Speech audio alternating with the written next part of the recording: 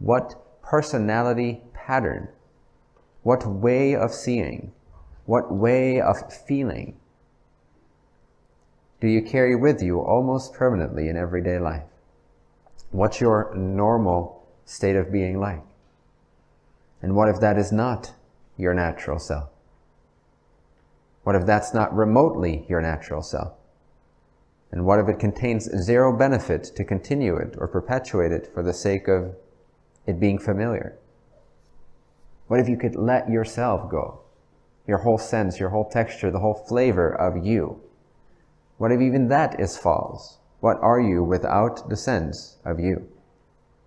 Without the everyday, consistent, familiar feeling that you have when you wake up, when you eat, when you speak. What is that background assumption of your unnatural automatic state, your automatic default mode? See if you have one. You most likely do still. So that's like a layer that you can get rid of, like a sheet you can uncover. Maybe it's not normal the way you experience life on a day-to-day basis. Maybe from a very alien perspective or a higher density perspective, it's actually ridiculous or insane. Maybe in an alien world you would be placed in a hospital.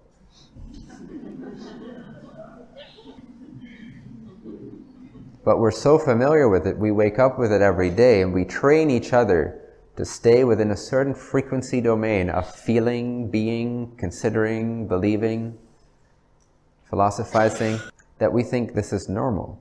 What if planet Earth is far from normal? What if on alien worlds everyone is joyful all the time? Always generating from their calling, from source. Always, every second. What if this is very abnormal, what we have here, even in this retreat room? What if your everyday boring state is indeed that? Your everyday boring state. What if we could be more alive, even by 10%, 20%, more alive on a day-to-day basis? What if we could increase our aliveness by 1% every single day? That would accumulate fast, because 1% of your happiness level today, 100 days from now, that 1% is your happiness level today.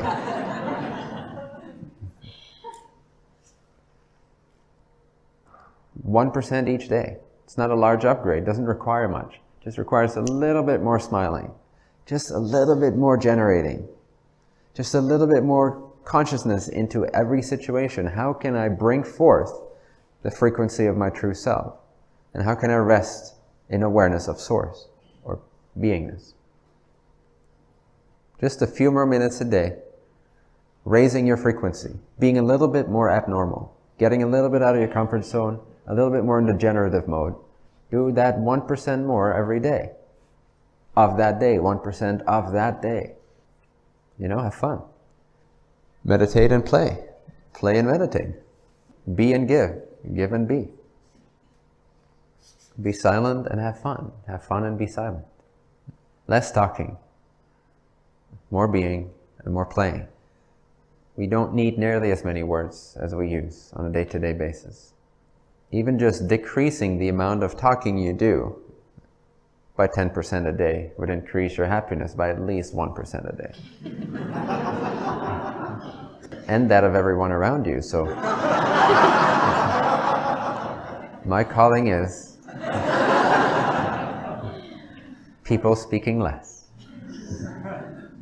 thus being happier. And it trains you to generate, because automatically you go to speech to try to explain what you experience or try to convey or manipulate another's experience, right? Literally speaking is manipulation. You speak to alter another's experience. Why else would you speak? Right? It's a subtle form of manipulation. So be less manipulative. I think this is a Native American saying, probably familiar with it. He who speaks knows not. He who does not speak knows. I'm paraphrasing. Less talking. This forces you into a abnormal mode where you have to suddenly create or generate differently, communicate, be differently. You become more aware of your beingness, of your frequency. And now in order to convey something, you need to smile or be or infuse energy into that experience.